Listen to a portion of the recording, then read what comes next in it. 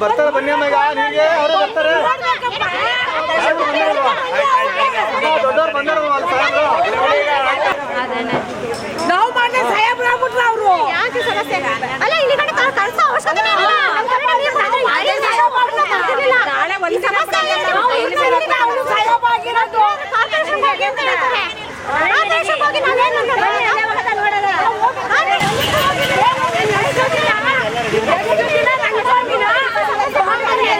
ಇನ್ನೇ ಬನ್ನಿ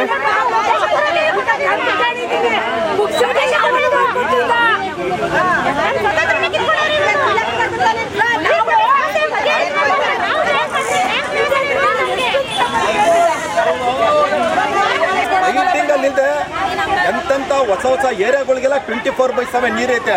60-70 ವರ್ಷದ ಹಳೆಯದಿರೋದ್ರೆ 2 ಅವರ್ ನೀರು ಕೊಡಲ್ವಲ್ಲ ಇಲ್ಲಿ ಪ್ರೆಷರ್ ಆಗಿ. ಟ್ಯಾಂಕಿಂದ ಉಪಯೋಗ ಇದ್ದ ಮೇಲೆ ಟ್ಯಾಂಕ್ ಯಾಕೆ ಕಟ್ಟಿದ್ರು? ಸ್ಕ್ಯಾಂಡಲ್ ಆಗಿದೆ. ಟ್ಯಾಂಕ್ ಕಟ್ಟೋದ್ರಲ್ಲಿ ಹಗರಣ ಆಗಿದೆ. ಟ್ಯಾಂಕ್ ಕಟ್ಟೋದ್ರಲ್ಲಿ ಹಗರಣ ಆಗಿದೆ ಸರ್. ಟ್ಯಾಂಕ್ ಕಟ್ಟೋದ್ರಲ್ಲಿ ಹಗರಣ ಆಗಿದೆ. ಸುಮ್ಮನೆ ಟ್ಯಾಂಕ್ ಕಟ್ಟಿ ದುಡ್ಡನ್ನ ಹೊಡೆದಿದ್ದಾರೆ. ಆ ಟ್ಯಾಂಕಿಂದ ಯಾವ ಒಂದು ನೀರು ಕೂಡ ಸಾರ್ವಜನಿಕರಿಗೆ ಸಿಗ್ತಾ ಇಲ್ಲ.